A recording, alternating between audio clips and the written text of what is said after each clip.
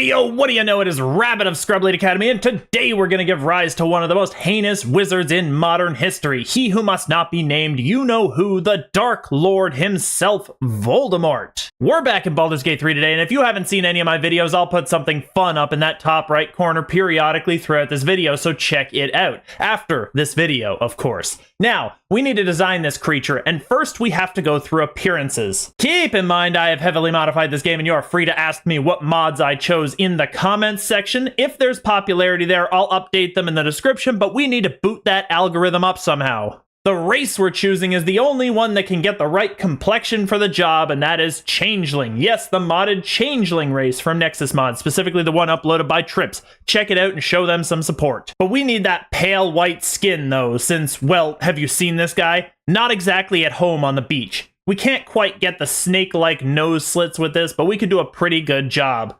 He's frail looking, but since when has the old as dust Voldemort ever looked like a Chad? Nah, this'll do just fine. Voldemort's eyes are going to be red since that matches the books. Trust me, I've read every single one. Also, we have to include his bald scalp, no missing that.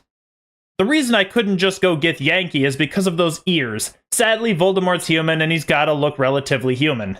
And there he is. Look at him in all his glory. Second things second, we're gonna have to get him out of this prison. This just won't do. But I say second because we have one thing to do first.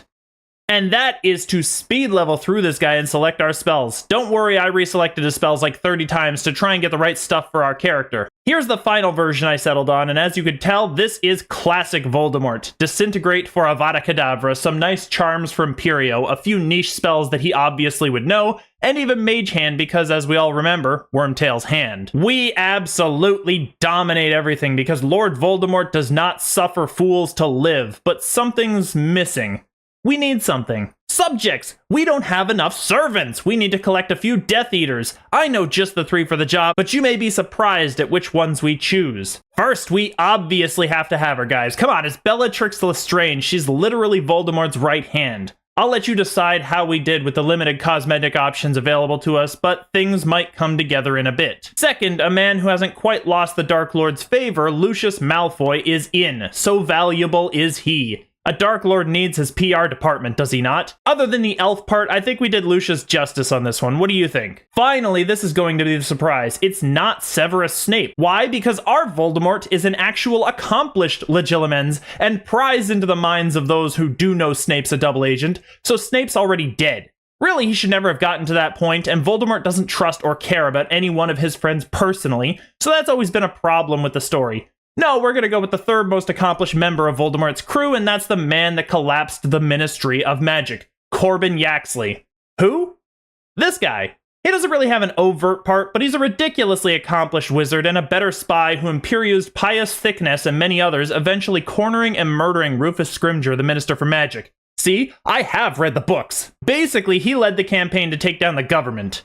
He's a pretty big deal, and he deserves this spot. Here's the crew. Notice where they all stand. For you lore buffs, this will mean something. But we're not done, because where are the robes? This doesn't look like a whole lot of Voldemort's army right here. We have to go shopping. Actually, no, we don't. Because we can grab another mod, this time Aether's Black Dye. Let's just go around, collect some cheap robes, and dye them. Why not? Oh, but we're missing something important. Wands! Where are the wands? Well.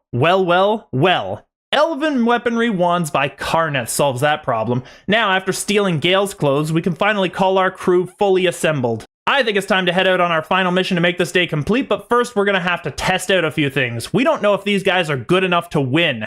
How do we test this?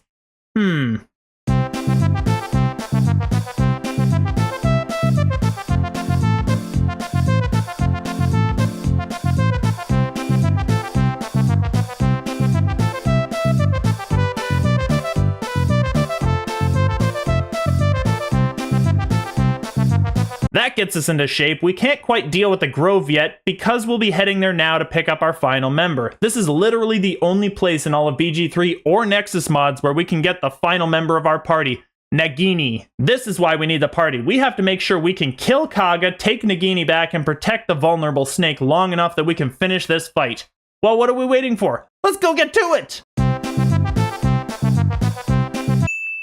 And let's go ahead and take that final screenshot just to show the whole team and all they accomplished. We did it. We have truly made Lord Voldemort proper. Well, you appreciate the wonders of what would happen to the Muggles and Muggle-born under Voldemort's command, and why he's not just a misunderstood guy like the benevolent Thanos.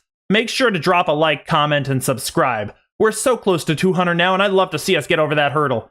Everyone who's gotten here, you're absolutely awesome, and thank you for all the support. Here's a good reason to comment. Who should we make next? Books, movies, video games, it doesn't matter. I'll do some nerding out and find an awesome character or group to make as long as the game permits it. Well, you all have your mission, so I'll get up out of here for now, but you take care, and bye-bye, everybody.